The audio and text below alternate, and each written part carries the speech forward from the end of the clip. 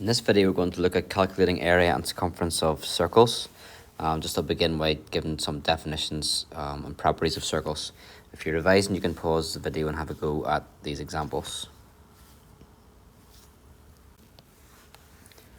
Okay, let's look at the circles and know the words associated to get our vocabulary correct.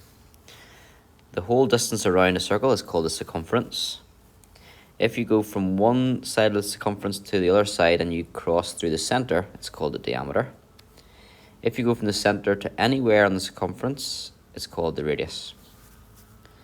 Now let's assume you go from one bit of the circumference to the other, but you don't go through the middle. In that case, the line will be it'll be shorter. It'll always be shorter than the diameter, and it'll be called a chord. When you have a chord, what that creates here is what's called a segment. When you draw two radii going out to the circumference, that creates a sector. This is a minor sector because it's a smaller one. On the other side, like a Pac-Man, the big one, that whole thing would be called a major sector. If you go the whole way around, as I said, it's called a circumference, but if you only go part of the way around the circumference, it's just called an arc.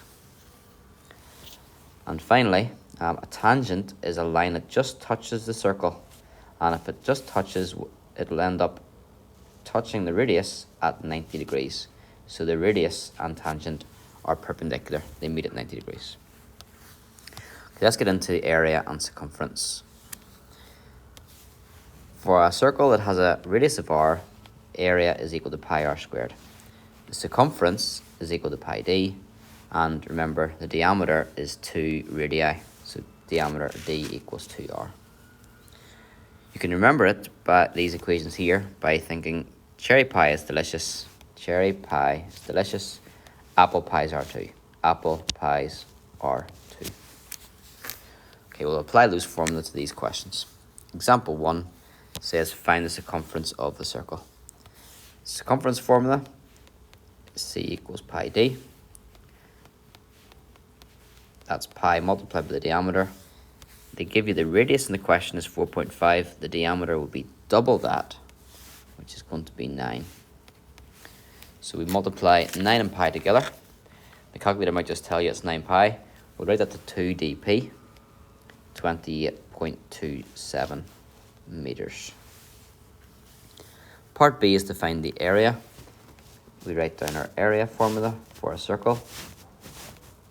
We sub in the values. In this case, it's the radius, which is 4.5. And we're doing this in the calculator, but what the calculator is doing is squaring the 4.5, and then that answer is multiplied by pi.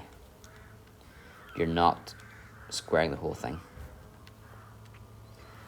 That gives you 63.62, and that is meters squared. Question 2. A circle has circumference of 20. Find the diameter of the circle. So the concept here is to do with circumference and diameter.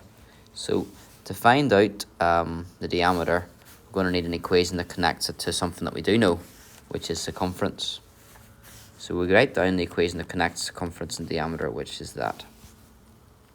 You can rearrange it, or you can just put in the values as they are. Circumference is 20, and that's pi times the diameter, and I don't know what the diameter is. But if the diameter multiplied by pi gives you 20, the diameter, if we reverse that, will be 20 divided by pi.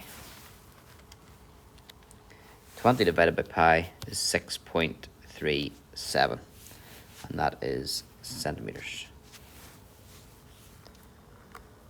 Example 3.